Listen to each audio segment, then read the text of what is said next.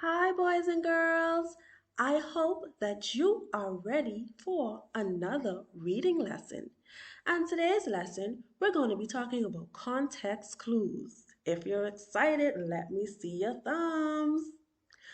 Awesome job, boys and girls. So, we're going to be talking about 5 different types of context clues. So, I want you to pay close attention to each explanation of a context clue because you're going to need them. Right. Let me see your thumbs. Awesome job, boys and girls. Firstly, we will look at what are context clues. Context clues are hints to help readers understand unfamiliar word. The hints may be within the sentence, paragraph, or passage. By utilizing context clues, students gain a better understanding of their writing.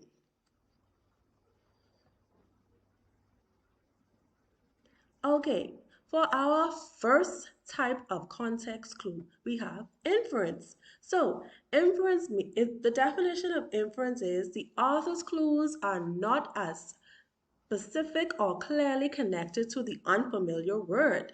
So, here we see that our unfamiliar word in this sentence is social. Example, bees are considered quite social insects within their hives. So, what is that telling us about bees? That they are always together or always socializing with each other because they live together all the time. They do not fly alone like birds, but they're always among each other. So they are social insects. This is where you have to use your background knowledge, your relevant knowledge to make an educated guess about what the word social means. Next, we have definition. The meaning of definition is the author defines a vocabulary word. So in our example, sea turtles are beloved animals. Sadly, they are endangered, meaning there is a chance that they will go extinct one day. And we all know what the meaning extinct means, right? Right, that they will no longer be here one day. Then we have example.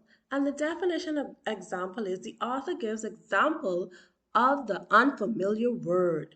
So we have our class has been studying marine mammals such as whales, dolphins, and sea otters.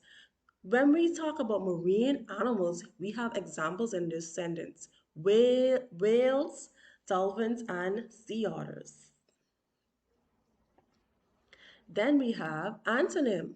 The author uses a word or phrase that means the opposite of the unfamiliar word. Example, Miss Mackey said the last mathematics problem was optional, but we had to do the first 4 problems. Meaning what? What do you think that means, boys and girls? Yes, that you had to do the first 4 problems, but the last one was optional. That means you had a choice if you wanted to do it or not. So that is an example of antonym. The opposite of optional is you had to do it.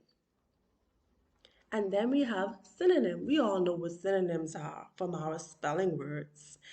Another word or phrase is compared to the unfamiliar word. Example, Brianna persuaded or convinced her mom to take her shopping. She made her mom believe she needed the new clothes.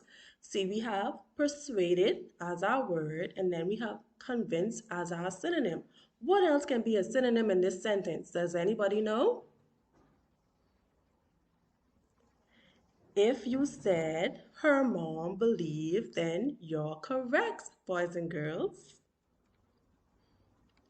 Now, here's a trick of how to remember your clues. IDEAS, IDEAS. And it spells out inference, definition, example, antonym, and synonym. So, boys and girls, I hope that you enjoyed this video and see you again for another reading lesson soon. Goodbye.